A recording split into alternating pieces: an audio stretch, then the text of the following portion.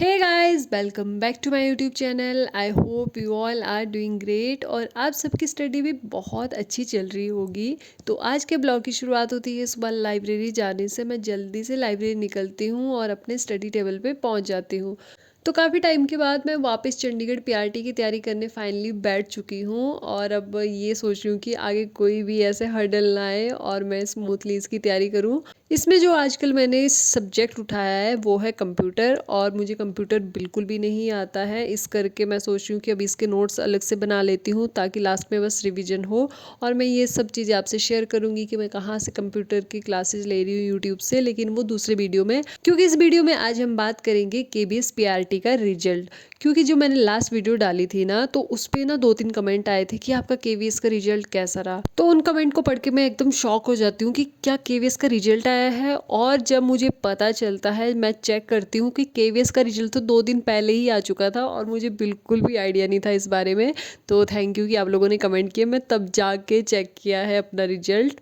तो उसके बाद मैं केवीएस की साइट पे चली जाती हूँ और अपना रोल नंबर ढूंढने का ट्राई करती हूँ। तो फिर मुझे एक जगह पे दिखता है कि आपका जो नॉर्मलाइज स्कोर है आप जाके चेक कर सकते हो। तो उस लिंक पे जैसे ही मैं क्लिक करती हूँ तो एक दूसरा लिंक ओपन हो जाता है जहाँ से कि डायरेक्ट हमें अपना रोल नंबर डालना है या फिर एप्लीकेशन नंबर या डेट ऑफ बर्थ डालना है या फिर पासवर्ड या आईडी डालनी है। तो वहाँ से मैं अपना स्कोर चेक कर सकती थी। बट मैं जैसे ये सारी चीज़ें अपना डाल रही थी ना, तो उसके साथ साथ ही वहाँ पे क्या आ रहा था कि सिक्योरिटी पिन मेरा बार बार इनकरेक्ट शो कर रहा था, जबकि मैं वही डाल रही थी। जैसा कि आपको दिख ही रहा होगा कि मैं सही से अच्छे से अपना सिक्योरिटी पिन वहाँ पे फिलअप कर रही हूँ, लेकिन वो बार बार इनकरेक्ट दिखा रहा था। तो इसलिए मुझे अभी तक अपना जो नॉर्मलाइज स्कोर है वो पता नहीं चल रहा है। एक्चुअल स्कोर मेरा कुछ और है, शायद नॉर्मलाइज होके या तो स्कोर घटा होगा या स्कोर बढ़ा होगा। तो अगर किसी को भी इसका सॉल्यूशन पता है तो प्लीज़ मुझे बताएं, क्योंकि मैंने अपने फ़ोन से भी ट्राई किया, किसी और के फ़ोन से भी ट्राई किया, तो मुझसे यहाँ पे ओपन नहीं हो रहा है ये बार बार करने पर भी। तो यहाँ से तो मुझे अपना रिजल्ट नहीं पता चला। तो फिर मैं वापस चली जाती हूँ केवीएस की साइट पे और वहाँ पे उन्होंने एक जगह और लिस्ट जारी की थी जिन बच्चों का इंटरव्यू के लिए नाम शॉर्ट लिस्ट हुआ है ना, तो उसका एक अलग से पीडीएफ था। तो फिर मैंने उसको ओपन किया और उसमें फिर अपना नाम ढूंढने का ट्राई कर रही थी और ऐसी सिचुएशन में माइंड बिल्कुल ब्लैंक हो जाता है, लगता है बस अपना नाम कहीं दिख जाए। और फाइनली मुझे अपना नाम, अपने रोल नंबर और अपने एप्लीकेशन नंबर के साथ दिख गया था। और वही खुशी तो इतनी ज़्यादा हो रही थी ना, पर उसके साथ साथ मुझे दुख उससे ज़्यादा हो रहा था, क्योंकि जो इंटरव्यू है वो था तो बहुत जल्दी, लेकिन वो इतना ज़्यादा दूर था कि कहाँ हिमाचल और कहाँ लखनऊ। मतलब मैं कैसे, मुझे अभी से ही ये टेंशन होनी स्टार्ट होगी कि मैं इतना दूर जाऊंगी कैसे। तो अब जब से मुझे ये चीज़ पता चली है ना कि मेरा इंटरव्यू लखनऊ है, तो मुझे खुशी से ज़्यादा ना दुख हो रहा है कि है इतना दूर, मतलब मैं कैसे मैनेज करूँगी। लखनऊ मतलब मेरे गांव से मेरे कोई रिलेटिव भी नहीं गया होगा आज तक, किसी ने मतलब नाम सुना है बस हम लोगों ने, हम इतना दूर नहीं गए कभी भी। तो अब मुझे बहुत हो रहा है कि मुझे अलाउ करेंगे घर से या नहीं करेंगे इतना दूर जाने के लिए।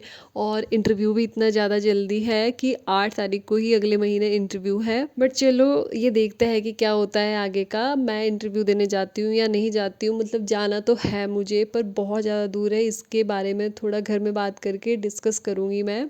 बट खुशी इस बात की है कि फाइनली थोड़ा रिजल्ट पॉजिटिव दिखा है। इतने टाइम से मैं फेलियर फेलियर फेलियर, एक फेलियर दूसरा फेलियर, मतलब घर में बोलते हुए भी ना मुझे इतनी शर्म आती थी कि मैं फिर से फेल हो गई हूँ, फिर से फेल हो गई हूँ। मतलब ये है कि थोड़ी सी पॉजिटिविटी है, घर वालों को भी थोड़ा ऐसा लगता है कि चलो कोई ना, थोड़ा और टाइम दे दो, अगर थोड़ा सा पॉजिटिव रिजल्ट आ जाता है। और जिन बच्चों का नहीं हुआ है ना, वो लोग बिल्कुल भी परेशान ना हो। अभी और काफ़ी सारी वैकेंसियाँ आनी है, DSSSB की है, केवीएस की आएगी और चंडीगढ़ पीआरटी वगैरह बहुत सारी और है। स्टेट के भी काफ़ी एग्ज़ाम होते हैं। तो इन सब एग्ज़ाम की अच्छे से तैयारी करेंगे साथ मिलके, और परेशान नहीं होना है जिनका भी नहीं हुआ है। मैं मतलब इस टाइम पे कुछ ज़्यादा नहीं बोल सकती हूँ, क्योंकि ऐसा फेज मैंने खुद देखा है जब लाइफ में मैं फेल होती थी और उस टाइम पे कोई मोटिवेट वाले 2-4 शब्द बोल दे, उस टाइम वो शब्द समझ नहीं आते हैं, बिल्कुल भी समझ नहीं आते। उस टाइम ऐसा लगता है कि ये मेरे साथ ही क्यों हो रहा है, मैं इतना तो पढ़ती हूँ तो फिर मेरा एग्ज़ाम निकलता क्यों नहीं है। तो ऐसा होता है, आप अपने आप को थोड़ा टाइम दें, क्योंकि मतलब इतने सारे फेलियर होने के बाद ना खुद ही लाइफ में ऐसा हो जाता है एक टाइम पे कि हाँ, थोड़े एग्ज़ाम निकलने स्टार्ट हो जाते हैं। किसी के स्टार्टिंग में भी निकल जाता है, पर कुछ बच्चे होते हैं मेरी तरह जिनको बहुत ज़्यादा ठोकर खानी होती है लाइफ में, तब जाके कुछ समझ आता है। तो इसीलिए जो मतलब इस एग्ज़ाम में आपकी कमियाँ रह गई थी ना, उनको अच्छे से देखना है, उन पे काम करना है और अगले एग्ज़ाम के लिए और अच्छे से बैठना है और अच्छे से तैयारी करनी है। तो इसके साथ-साथ अब अगला टास्क ये है कि इंटरव्यू की तैयारी कैसे करें, क्योंकि अगर मैं अपनी बात करूँ तो मेरा सबसे बड़ी प्रॉब्लम है इंग्लिश। मुझे बिल्कुल भी नहीं आता है और जैसे कि यूट्यूब पे देखा हुआ है जो लोग बताते हैं कि आपको इंग्लिश में इंटरव्यू देना पड़ेगा। अब मैं इंग्लिश में इंटरव्यू कैसे दूँगी जब मुझे आती ही नहीं है? तो मैं तो पहले ही सोचा है कि मैं हिंदी में ही इंटरव्यू दूँगी। और दूसरा है कि यूट्यूब पे मैंने देखा कल से बहुत ज़्यादा इंटरव्यू के लिए पेड कोर्स आ रहे हैं कि ये वाला ले लो, वो ले लो इतने दिनों के लिए। यार इतने दिनों में हम क्या ही कर लेंगे पेड कोर्स लेके, और वो भी फ़ोन पे ऑनलाइन इतने दूर से।